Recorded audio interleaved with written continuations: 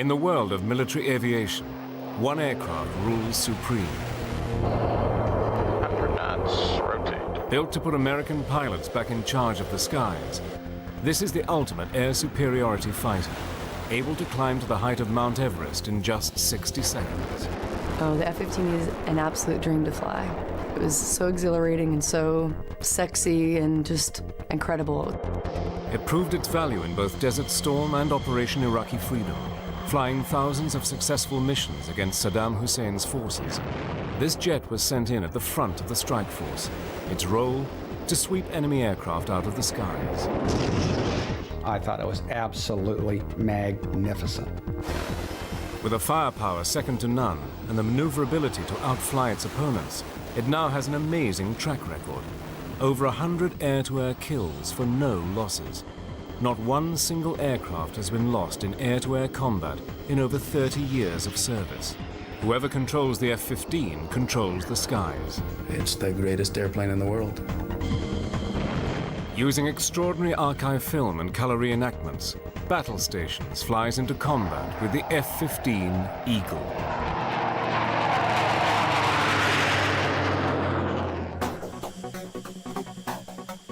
January the 16th, 1991, Operation Desert Storm. American air attacks on Iraq are poised to begin. Flying at the front of a great wave of coalition aircraft are 20 F-15 fighters. 50 miles into Iraq, their radar picks up enemy contacts. Captain John Kelk leads the flight of F-15s, and he is the first to hear the radar warning tone in his headset. Enemy fighters are targeting his plane. You got someone locked, interrogate, bandit. Kelk cannot be certain that the aircraft ahead are hostile, but as the jets close at over 1,400 miles per hour, the F-15 pilot is forced to decide, should he shoot to kill? His radar shows a fighter flying aggressively up towards him, so he prepares for combat. Closing his eyes to protect his vision from the anticipated explosion, he slams the pickle button on his stick, launching an air-to-air missile. Seconds later, a huge explosion lights up the night sky. Kelk has become the first American to score an air-to-air kill in the F-15. 30 years of planning has finally paid off. But the F-15 story begins decades earlier, deep in the Cold War years. 1951, and the Korean War was raging. American F-86 Sabre pilots fought pitched battles with Russian MiGs. These American pilots first learned their dogfighting skills during the dark days of World War II, and in Korea, they achieved an alleged kill ratio of 10-1 against the Soviets. 10-1 kill ratio that the F-86 had seemed to be something that was to be aspired to, but would never be matched, which seemed to be the benchmark. I mean, it was like Babe Ruth hitting 60 home runs in a season. I mean, who is ever going to break that record? Once again, the Sabres have proven more than a match for the Red Jets. Chalk up another for the Sabres with no losses of their own.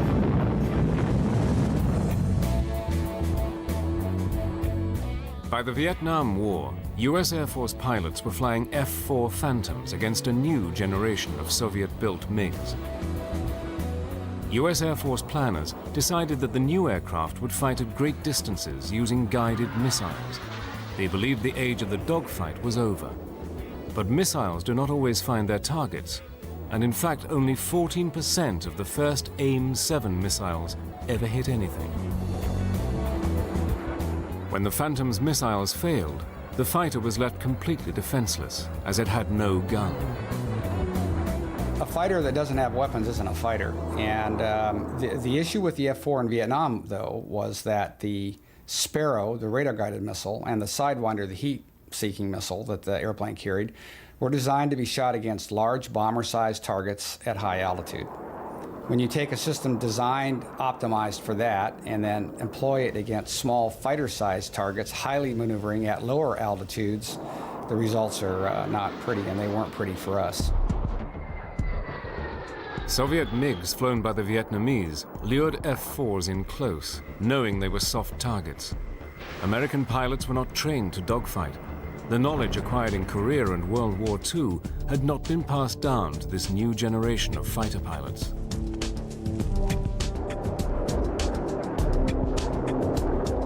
The training that I had to go to Vietnam was abysmal.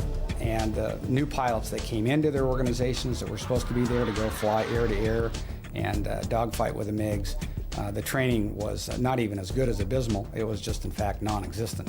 Without a gun and lacking dogfight skills, the American F-4s were dangerously exposed. If you're an F-4 pilot in the midst of a dogfight, you've used up your radar missiles, they all missed, which they always did, and then you fired a few of your infrared missiles, and by bad luck or because you didn't have a good position, they missed. Now you're out of ideas and out of ammunition, and you better go home because you're in trouble. They're going to get you unless you can get out of there because you don't even have a gun to fall back on. The F-4 Phantom had originally been designed to down nuclear bombers. When pushed into a dogfighting role, its limitations became all too clear. The F-4, like almost all the airplanes that were designed to be electronic radar interceptors, had horrible visibility because the designers were totally focused on somebody with his head down in the radar scope, either the pilot or the guy behind him doing that. And all you needed windows for was to take off and land because the radar was going to be your eyes. Well, that's a quick way to a quick death in combat because the guy who kills you is never out front. He's always the guy who's behind you. These mistakes proved costly. Over 3,000 American aircraft were lost during the Vietnam War. For a good part of the war, we didn't get much better than 1-to-1 exchange ratio, which all things considered was a disgrace. The Air Force took it as a disgrace, and it was a disgrace. Air Force planners decided that things must change. They needed the ultimate dogfighting machine, a plane that could achieve air superiority in any theater of action. An initial batch of 500 designs were submitted for the FX, Fighter Experimental Program, but Air Force chiefs were not impressed. The 500 designs that were returned from the first request for proposal were all rejected because they simply did not break the mold. The Air Force urgently needed to regain the aviation advantage. Unexpected developments in Russia suggested that they were losing the race. At the 1967 Moscow Air Show, the Soviets unveiled their next generation fighter, the MiG-25 Foxbat. It would have looked to the intelligence analysts as though this was a force to be reckoned with. It would certainly have put the fear of God into them because you've got an aeroplane that can fly at up to Mach 3, that can climb to 60, 70,000 feet, and that is easily going to be able to chase down and beat any fighter that the Americans had to put up against it. Over the next 2 years, the Soviet fighter smashed several airspeed records. The race was now on to build an American plane that could outfight the Soviet MiG. Little did anyone know that the result would change military history forever. After losing the aviation advantage to the Soviet MiG-25, American aircraft designers went back to the drawing board. Planners realized they needed to recruit somebody who really understood fighter planes. They needed a man with hands-on experience of aerial combat, matched with great technical insight. Eventually, they found him. He had honed his combat skills in Korea, but really made his name while developing air-to-air tactics at Nellis Fighter Weapons School. His name was Major John Boyd. At that time, he was known as the Mad Major. He was a guy who was totally focused on air-to-air combat, had dedicated his whole life to first whipping every other fighter pilot in the Air Force and the other services, and secondly, developing theories on how to do that, brilliant new theories that changed the way every Air Force in the world flies. Major Boyd was asked to evaluate the existing Fighter X proposals, the early plans for what would eventually become the new Air Force fighter. They brought this uncouth genius to the Pentagon, said, here's what we have for a design, give us your evaluation. And John said, well, I don't know much about airplane design. He said, but I could screw up and do better than this. Boyd realized that without a completely fresh start, the Air Force would end up with another underperforming plane like the F-4. For once, maneuverability must top the list of design specifications. Boyd needed to get his hands on the most powerful computers of the day. The Air Force did have rare mainframe machines, but bureaucrats denied him access. Inventive as ever, Boyd managed somehow to log unofficial time, working after hours. By now, the mad major's erratic behavior had made him enemies inside the Pentagon. One hostile colonel accused him of stealing $1 million worth of Air Force computer time. To some senior officers, John Boyd would always be a dangerous maverick. In the end, even though John caused these upheavals and had like unending complaints from every area of the bureaucracy about his behavior and what he was forcing him to do, in the end, the chief of staff always supported him and he actually arrived at quite a brilliant design. John Boyd produced some revolutionary design specifications for the new Fighter X. 3 companies were then invited to compete for the chance to build the FX fighter. They each had 9 months to produce a polished design. By the 1969 deadline, a clear winner emerged. The contract for the new fighter was awarded to the McDonnell Douglas Corporation. 3 years of hard work began at the company. In all, 2.5 million man-hours went into the design of the aircraft. Finally, on the 26th of June 1972, the first F-15 rolled out of the St. Louis factory. The following day, the Eagle took its first flight. After knots, rotate. It was immediately clear that this aeroplane broke the mold. The F-15's climb rate was awesome, but it was also an important part of it being an effective interceptor. From standstill, it could reach a height of 30,000 feet, which is the same height as Everest, in a little over 60 seconds.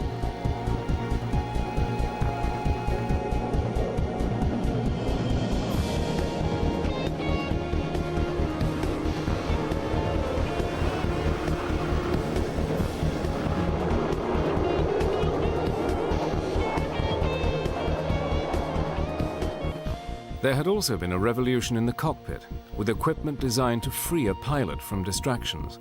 Whether attacking or defending, a pilot needs to stay focused on the enemy, not on reading the aircraft's instruments. One radical new piece of kit was intended to simplify flight displays and was known as the HUD. A HUD is a heads-up display, and it helps us in so many ways because we don't need to look down for any information. Everything that we do and everything that we need to see is right there in front of us. You've got your altitude, you've got your airspeed, you've got your Mach number, your G's available, the G's that you're actually pulling, what mode you're in, whether you've got a shot on somebody, if you're trying to shoot him with a missile, whether or not you're ready for a bomb to come off. Everything that you need to see is right there in front of you, so you don't have to look anywhere else for it. While the HUD projects information onto the canopy, the hands-on throttle and stick, or HOTAS system, means that a pilot should not even have to look down to fire weapons, something crucial in the heat of battle. HOTAS was designed to make it easier on the pilot to be more efficient in the cockpit. With HOTAS being that quick and easy to change from different modes, it definitely means a matter of whether you kill your bandit now or you get killed. I think that having the HUD and having HOTAS definitely makes it more strapping the fighter onto you. You become one with the fighter.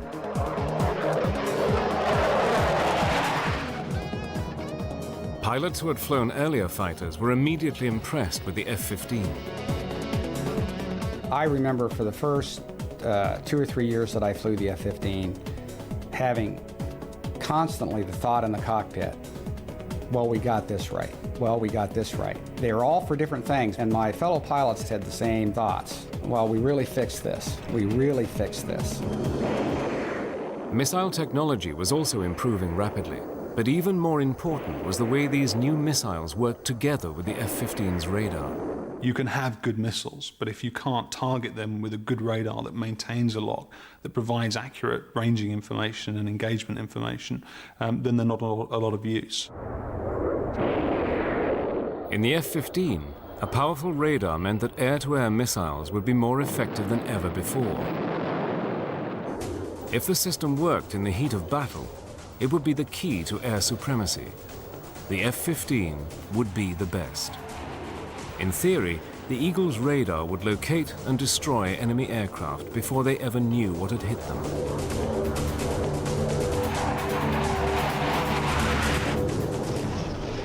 To Dick Anderegg, this system was a revelation.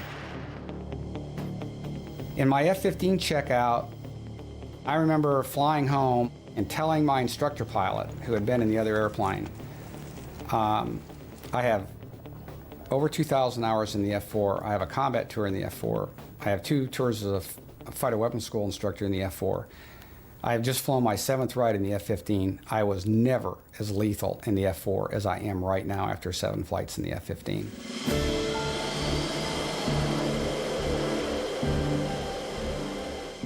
Within 3 years of its first flight, the Eagle had broken multiple records. It took back all 8 time-to-climb records from the MiG-25, the very fighter it had initially been designed to beat. With performance levels like these, foreign countries were quick to express interest in buying F-15s for their own air forces. Israel was the first overseas power allowed to buy, and the experience of one Israeli pilot soon proved how durable the F-15 could be. Captain Zivi Nadivi experienced a pilot's worst nightmare when a training exercise went horribly wrong. He was flying a simulated airfield defense mission and was tasked with intercepting hostile aircraft when disaster struck. I saw what in hindsight was the number 3, which is the leader of the rear pair, and he was upside down, and I was at around 14,000 feet, and I shot a missile.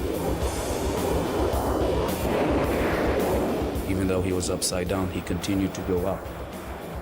And I was like this, so it was stomach to wing. We couldn't see each other. And we collided.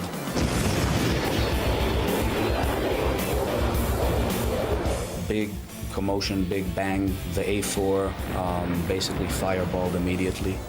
And I found myself with maybe 30 degrees nose down attitude, and the aircraft was spinning.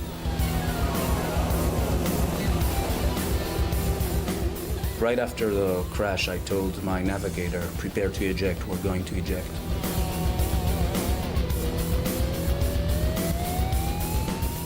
I opened afterburner, which is a totally opposite instinct when you're spinning towards the ground.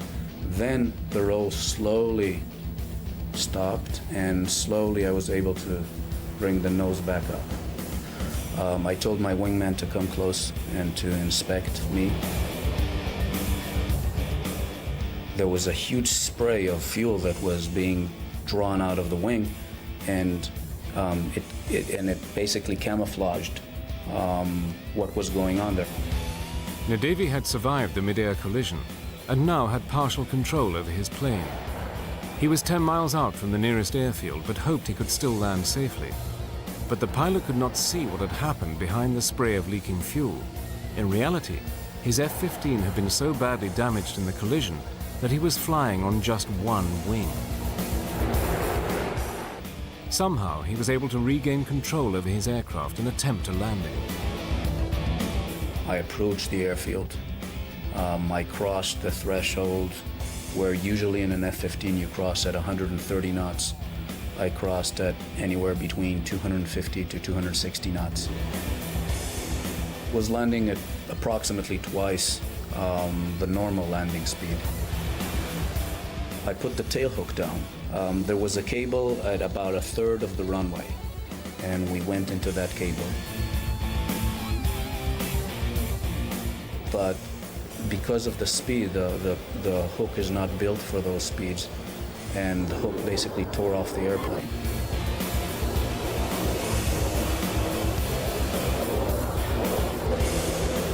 We stopped maybe 20 feet short of the barrier. As I was running at the last 50 knots, bleeding off, my wingman said, "You're not gonna believe what you flew on." And I opened the canopy, and I reached back to shake the hand of the navigator. And as I was reaching back, that was the first time that I looked and I saw that I didn't have a wing on the right-hand side. It's highly likely that if I would have seen it clearly, I would have ejected, because it was obvious you couldn't really fly an airplane like that. I don't think any other aircraft could have taken that amount of damage or that portion of its flight surfaces removed and continued to bring us home safely.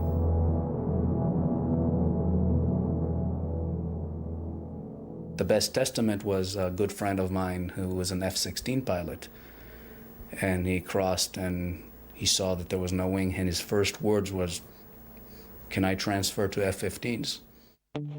In theory, it should be aerodynamically impossible for an aircraft to fly with one wing missing. McDonnell Douglas sent a team to investigate the incident. Their first inclination was it was a taxiing accident. It couldn't happen in air in the airplane.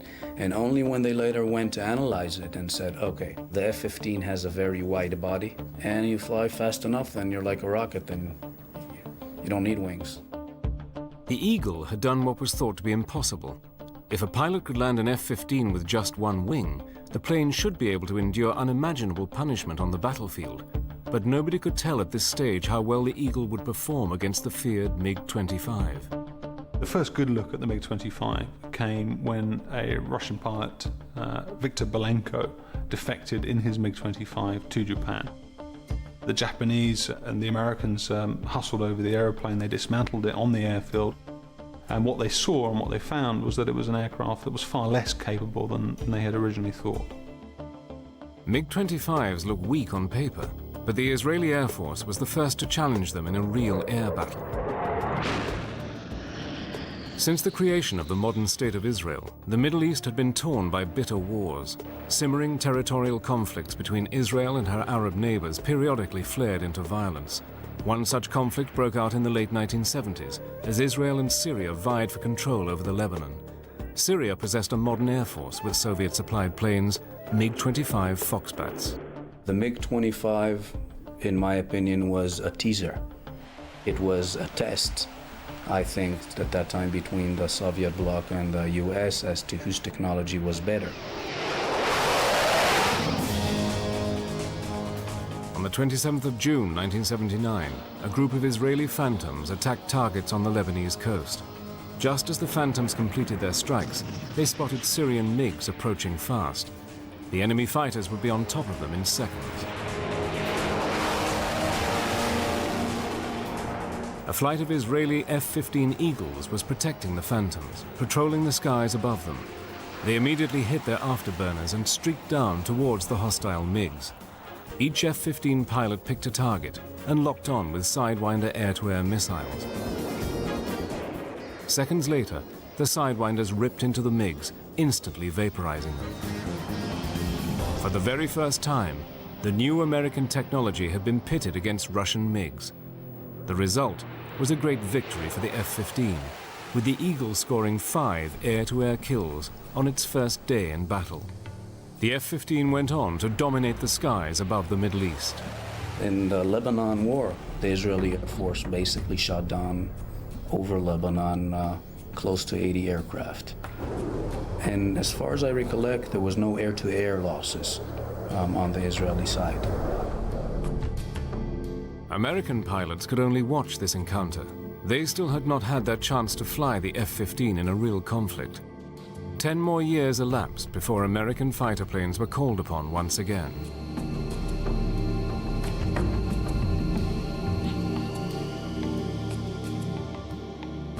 On August 2nd, 1990, Saddam Hussein's troops marched into Kuwait City, looting and pillaging as they advanced. The US response was swift. Saddam could not be allowed to threaten Middle Eastern oil supplies, and there was a clear possibility he would order his troops to advance on Saudi Arabia. He had to be stopped at all costs. Operation Desert Shield was initiated, and one of the first directives was to deploy 166 F-15s to Saudi Arabia. Their job was to protect the northern Saudi oil fields from Saddam Hussein's advancing troops. As I report to you, air attacks are underway against military targets in Iraq. The F-15 would be critical to the success of the Desert Storm air war. American F-15 pilots have not yet flown in combat. This is their chance to prove they possess the right stuff. In 1991, American F-15s were the first planes sent over to the Gulf region for Desert Storm. Their job was to halt Saddam Hussein's advance and to help liberate the Kuwaiti people. Ranked against the F-15s was the biggest air force in the Middle East. Saddam controlled 550 combat aircraft, including MiG-29 Fulcrums, the very latest high-tech Russian-built fighters. Clearly, this would be a challenging new test for the F-15s. It was to be a meticulously planned air war with no room for error or confusion. TACC, the U.S. Tactical Air Control Center, drew up a 600-page air tasking order. This document was General Chuck Horner's route map for the air campaign. It listed every sortie, every target, all munitions to be used, and every supporting aircraft. General Horner, he was the designer of the air war, and he worked there in the TACC. He was there every night for, probably 15, 20 hours a day practically. And he or one of his other generals would come to me sometime and ask me F-15E specific questions. For example, can your airplane hit this target? And they'd show me a satellite photo or a map and a target description, and then I'd give them an answer, yes or no. And most of the time I'd look at it and go, sure, that thing's gonna return radar, we've got good coordinates where it is, we can hit it. The goals of the air campaign were first get control of the air, because that enabled all other operations. Then the second goal was to debilitate the Iraqi army so they could not resist our ground forces when they went in to liberate Kuwait. And the third thing we did, which was sort of a side mission, was attack his weapons of mass destruction programs, nuclear, biological, chemical, and the Scud systems that could deliver them. General Horner assigned two primary roles to the F-15. F-15Cs, the pure air-to-air fighters, would ensure air superiority, while the F-15Es, their Strike Eagle cousins, would bomb heavily defended high-value targets. On the 17th of January 1991, the plan went into action as President George Bush Sr. ordered a strike against Iraq. Mike Smith was working in the Tactical Control Center. He liaised with the F-15 squadrons, passing them their target information. The first few nights, the big concentration was the fixed Scud sites. We wanted to knock out all the fixed Scud sites in western Iraq. I believe that Israel threatened to use nuclear weapons in retaliation to a Scud attack, say, that carried biological or chemical warhead. And as a result of that, I could see why the immense pressure was put on us about the Scud missiles. A wall of metal, a wave of F-15 fighters was called upon to sanitize Iraqi airspace ahead of the strike force. The Eagles would be kept very busy through the night, fighting at the leading edge of the Desert Storm air battle. We went in as part of the first wave of 24 F-15Es to go in and strike targets, and our targets were fixed Scud sites along the western border. Rich Horan's flight sped towards Iraqi airspace. Before they could cross, a difficult operation had to be completed. One of the scariest things was just air refueling. It was very dark, moonless night, and there were a couple people had close calls with just potential mid-airs with the tanker and each other as we're doing this. Only some very careful flying saved the mission from near disaster. The Eagles still had 200 miles to go before reaching the Scud sites. They now flew very low over the desert. They began targeting long before the Iraqis could even see them. Rich Horan, as a weapons systems officer, was responsible for picking out a missile launch site. We're about 12 miles out from the target, and the conversation is, this isn't so bad. These guys are asleep. And about that time, all hell breaks loose. And what all hell happens to be is number one's bombs have gone off, and the Iraqi anti-aircraft gunners react to the bombs going off, and the sky is filled with AAA. It is the most impressive fireworks display I've ever seen, which is somewhat the conversation I'm having with the guy I'm flying with, and then the realization that really what I'm looking at is every third to fifth bullet is a tracer. And then it dawns on me the reality of the situation and the fact that they mean us bodily harm. In the midst of this intense anti-aircraft fire, Horan stayed focused on his radar, successfully identifying the Scud launch site. What I saw was fixed sight, and as we turned in on the FLIR, our forward infrared scope, you can actually see a tell with a missile on it that our designation is on. We drop our bombs and come off target. As they came off target, a mighty explosion rocked the Scud site. Horan and his pilot rejoined the other F-15s. All 24 had made it safely through the target area, but they were still deep within Iraqi territory. Suddenly, a new threat appeared on Horan's radar. Could this be one of the feared MiG-29s? And you can see it flying parallel, offset by several miles to our string of airplanes, and then you see it, what is obviously him running an intercept on our aircraft. We lock him up to let him, for his radar warning receiver, to let him know that he is being looked at, and sort of point at him, hoping to get a reaction or to potentially employ our AIM-9 missile, and then he essentially turns away. The Iraqi pilot seemed reluctant to attack a large flight of F-15s, but was he just holding back, awaiting his opportunity to strike? At night, I never said I'd be looking behind me, but I was practically unstrapped, standing on the back of the seat, looking to see if this guy was gonna run an intercept on us. And probably about a minute or so later, there's a gigantic fireball, and which I believe is his aircraft, that's actually hit the ground. Lacking the F-15's night-flying abilities, the Iraqi pilot probably lost control and flew into the desert. It had been a decisive night for the American F-15s. The Strike Eagles fought their way in and destroyed their targets, while the air-to-air F-15C models blooded their talons, shooting down 6 Iraqi aircraft. They had scored the first air-to-air kills from an American Eagle with the opening salvos of Desert Storm.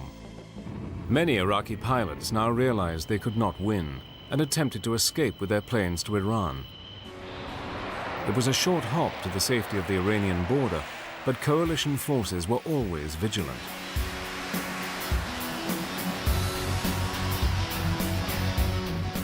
On one patrol, Lieutenant Colonel Thomas Dietz spotted several Iraqi aircraft making a break for Iran. We were given a heads up by the AWACS controller that some Iraqi aircraft had taken off from an airfield north of Baghdad. We got within range to shoot at them. We shot before we got into visual range. The initial missiles that we fired were unsuccessful. So we wound up essentially rolling in behind these 4 Iraqi aircraft, about 1.5 miles behind them. Shot them with heat-seeking missiles. The new generation of missiles had a very high accuracy rate, so Dietz was astonished when he saw his shots miss the Iraqi planes. I could see the warheads detonate from the missiles, and then the Iraqi aircraft continued to fly. So, and I was figuring maybe I was snake bit here, that got into such a position and the missiles didn't seem to work. Well, I probably had temporal distortion, because just a few seconds later, a little flame started trickling out the back of the aircraft on the left, and then flame trickling out the back of the aircraft on the right.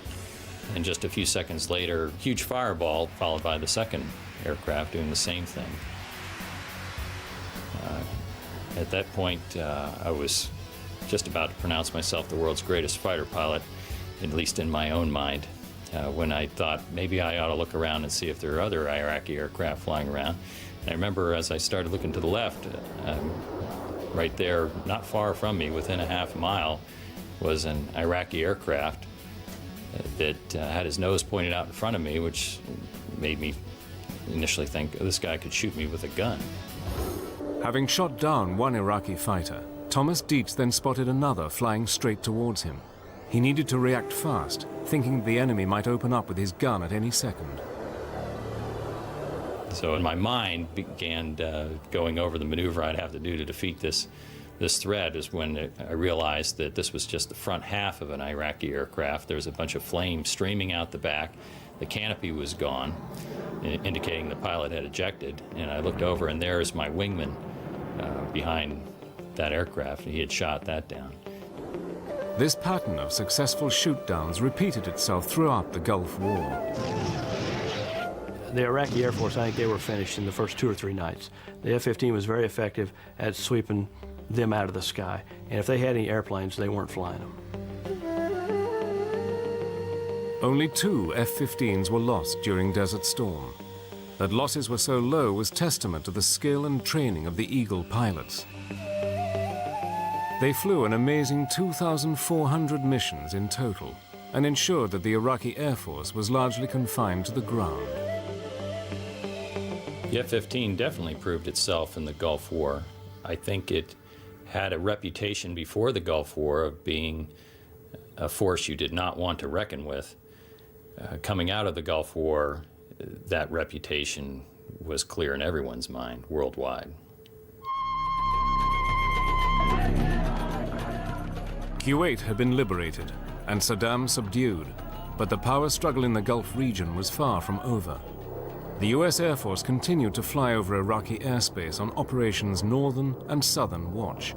For 12 years, they kept a careful eye on Iraq's military activities.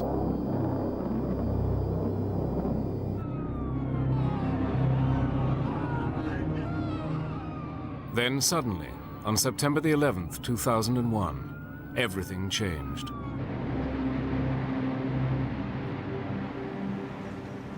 Freedom itself was attacked this morning by a faceless coward, and freedom will be defended. Make no mistake, the United States will hunt down and punish those responsible for these cowardly acts. It was relatively obvious to me as a combat pilot that we were going to play some role in whatever happened. At that point, obviously, we didn't know where the attacks had come from or who was at fault or even what we were going to do about it. But I was relatively confident that if we were going to take any kind of military action, that F-15Es were going to be part of it, and I was hoping that I'd be able to be part of it as well. Well, after 9/11, obviously being the first time that we as a country have been attacked on our own soil in quite some time, every country is going to respond when something like that occurs to them. However, I think it's because of the makeup of our country, the fact that we fight for freedom, and 9/11 was an attack against that freedom. It did bring us together, and it brought us together in a very good way. Before long, F-15s were at the forefront of President Bush's war on terror, helping to hunt down al-Qaeda in Afghanistan. The role of F-15E in Afghanistan was mostly close air support. They were working in close proximity of ground forces, and they relied on the eyes of those guys to find al-Qaeda and be able to determine if there's a good guy or a bad guy.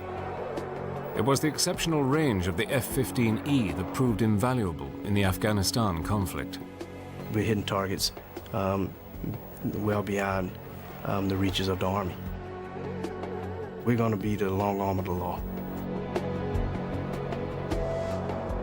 F-15s also worked closely with ground troops, precision bombing targets identified by their Army colleagues. Afghanistan was soon liberated from the repressive Taliban regime, but trouble was brewing elsewhere. The US Air Force had remained active in the Gulf region for the 12 years since Desert Storm. But by early 2003, it had become clear that Saddam Hussein and President Bush would not reach any understanding over weapons of mass destruction. War broke out again in early March. The Iraqi Air Force increased its activities in the weeks leading up to war, but once hostilities broke out, they seemed to lack the will to fight. We thought that there might be a little bit of opposition in the first day or two of the war. So during the first 2 days, 3 days of the war, we parked ourselves right off their airfields, just waiting for them to fly, hoping that they might get airborne and being able to take them down, realizing that if they did get airborne, they were going to be dying right off their own airfield because we were right there ready to shoot them down as soon as they took off. I'd certainly like to think that after the Iraqi Air Force experience during Desert Storm, that they'd know better than to take off and fight an Eagle. I think it's the first time in warfare that there's been an enemy Air Force that didn't turn a wheel.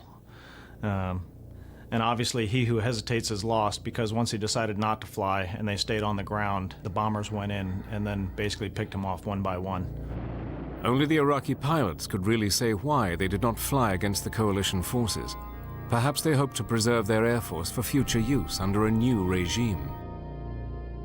One of the things that they were doing, which we weren't quite sure why, they started burying their aircraft in the sand. Maybe they were trying to send a message that they didn't plan on flying, but as they were burying their aircraft in the sand, we continued to take those aircraft out as well. After assuming air superiority, the F-15s then turned their attention to helping out their Army colleagues on the ground. We were merely a support asset for the guys on the ground that were going to march from Kuwait to Baghdad. And our job was to move the Iraqi armor out of the way. It was the Strike Eagle's ability to drop precision laser-guided bombs that would then prove vital. We encircled Baghdad on a day-to-day basis, 24 hours a day, and rained GBU-12s, for the most part, onto tanks, armor personnel carriers, and even a couple of their airborne assets when we could find them, and effectively made it easy, hopefully, for our Army bros on the ground to march into Baghdad. This high-tech combination of air and ground forces was devastating. American troops reached the outskirts of Baghdad just 14 days after the start of the war. After the past 12 years of doing Operation Northern Watch and Operation Southern Watch, we've wanted to take care of business. And while this was not an excuse to go in and liberate a country, Saddam was a truly evil man, and what he did to that country, he did need to be taken out of the equation. So I'm glad that we had the tools and the leadership to make that happen. The F-15 played a major part in the defeat of Saddam. But in an unstable world, new conflicts could soon break out. American F-15s are ready to deploy anywhere in the world at a moment's notice. We want to make sure that we can deter any threat. We're continually making sure that when we go out and train, that we will be the best on the block, that nobody can challenge us, and that every time we go out, we will have air supremacy, that we will own the sky and own the battlefield. No other aircraft has rivaled the Eagle for air supremacy, but new fighters are being developed and may one day surpass the F-15. Meanwhile, new technology and continuous training will help the Eagles to stay at the top of their game. I want to go out and I want to be able to totally dominate the enemy. If we're going to have a fight, I don't want it to be a fair fight. We want to go out and we want to dominate. And that's why we train as hard as we do to make sure that we can maintain that perfect record of 104-0. As a fighter pilot, you'll never admit that there's anybody better. And as an American fighter pilot right now, I don't think there's anyone that can say they are. But our whole thing is, when we go out, we expect to win. The record of 104 air-to-air kills for not one single F-15 loss is unique. Can any other Air Force challenge the Eagles today? The kill ratio of the F-15 is beyond the kind of thing that you would ever think possible. I mean, surely someone would make a mistake or someone would just blunder out in front of another airplane and get shot down just because it wasn't his day. But the experience of the Israeli Air Force and the U.S. Air Force with the F-15 in combat is magnificent.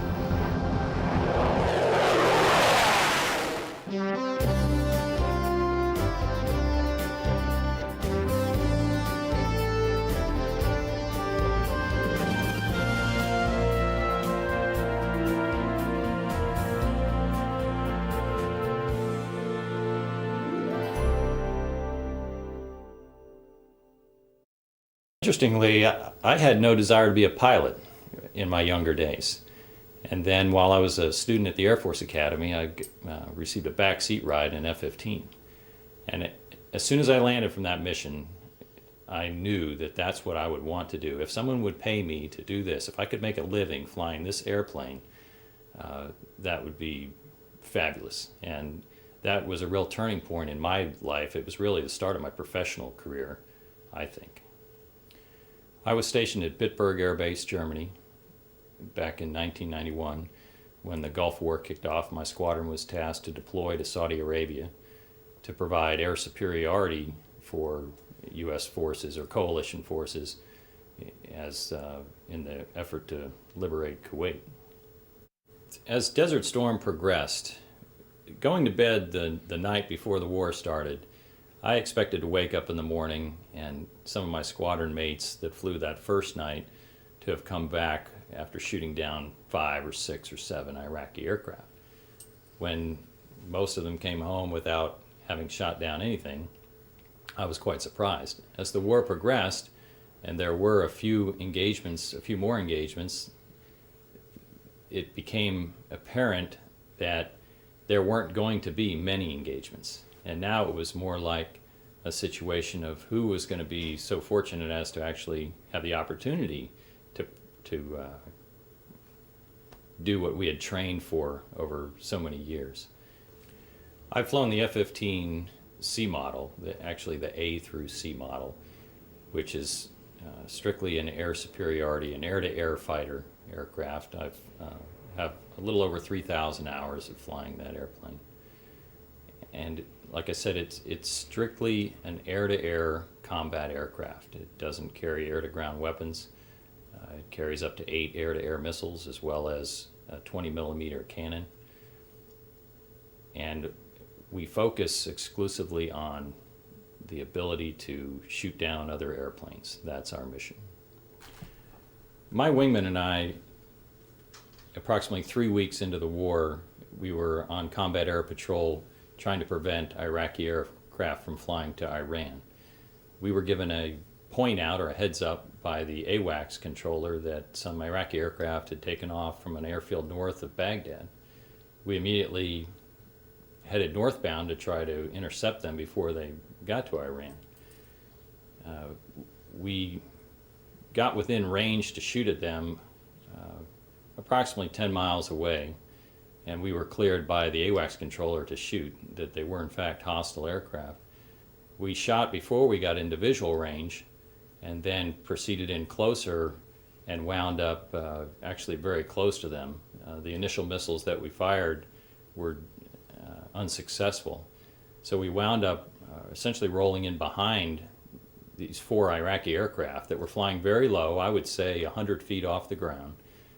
And we rolled in about 1.5 miles behind them, shot them with heat-seeking missiles that came off the rails of our airplanes, flew out and engaged the enemy aircraft. I could see the warheads detonate from the missiles, and then the Iraqi aircraft continued to fly, which gave me pause for concern. I was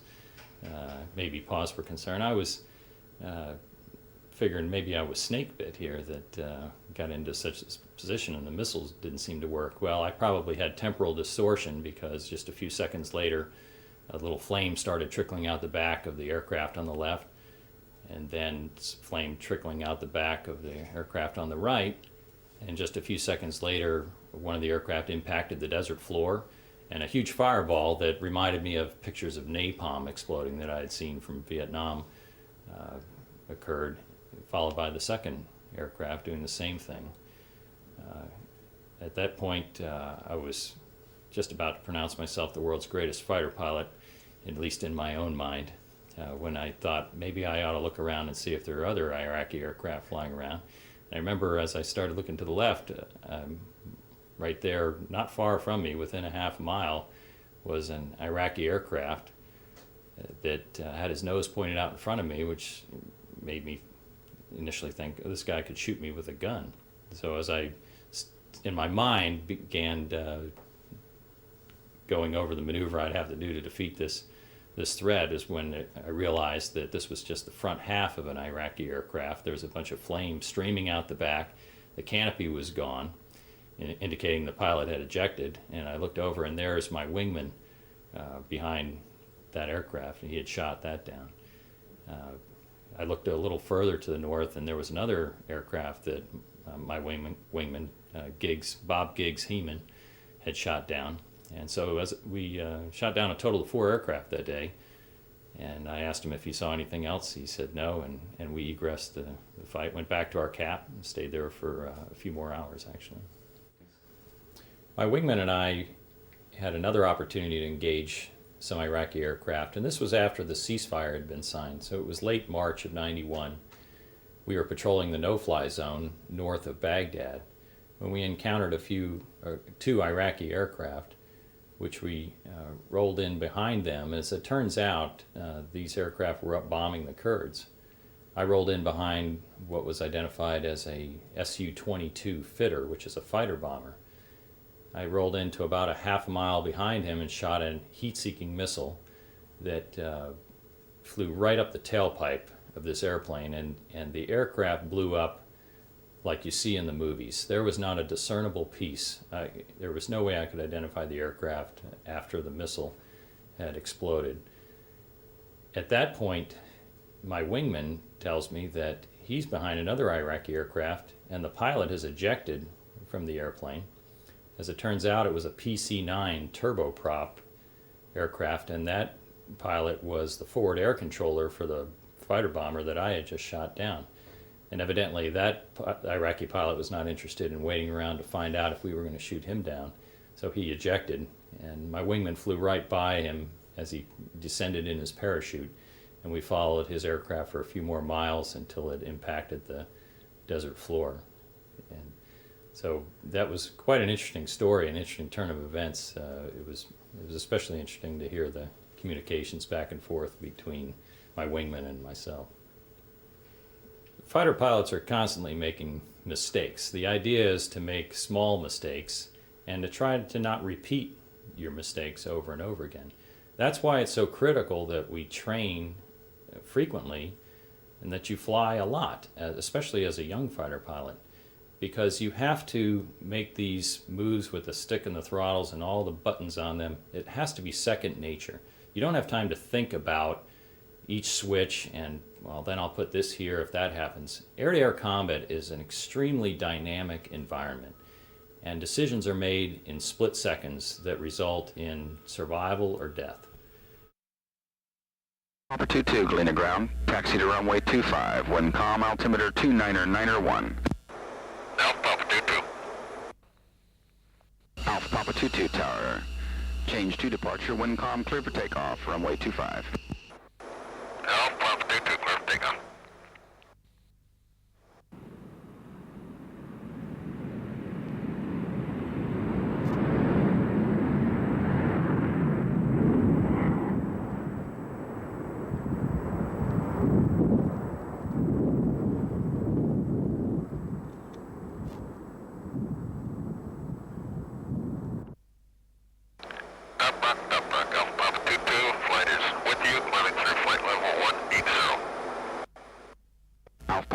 Flight or radar contact. Check weapons safe. Climb Angels 35. Vector 330. Set speed Mach 0.83. Mission refuel.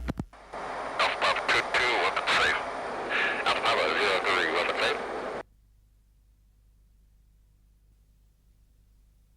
Alpha Papa 22, tactical rendezvous. Tanker call sign gas 30. 270 knots indicated. Flight level 270. Squawking mode 33630.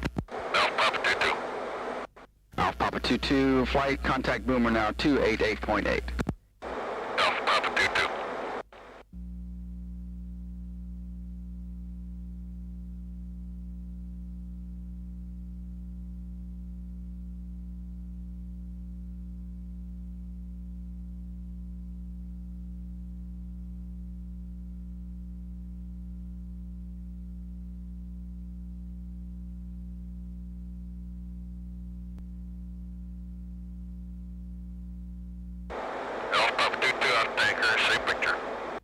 Alpha Papa 22, left 25, ID 2568. Alpha Papa 22. Papa 22, 2 contacts tracking 030, 21,000. Alpha Papa 22. Papa 22, descend Angels 23. ID by type, aircraft only, report any unusual activity, external armament or hazard. Alpha Papa 22. Papa 22, right 030, final turn, bogey 344. Alpha Papa 22, tally ho. Judy.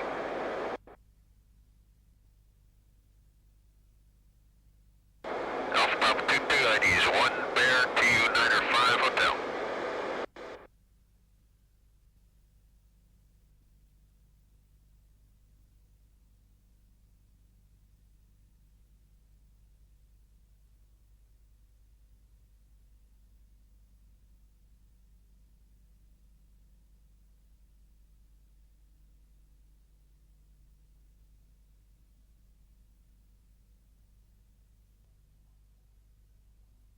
Alpha Papa 22 flight, come off south, vector 140, Angels 35, mission RTB. Alpha Papa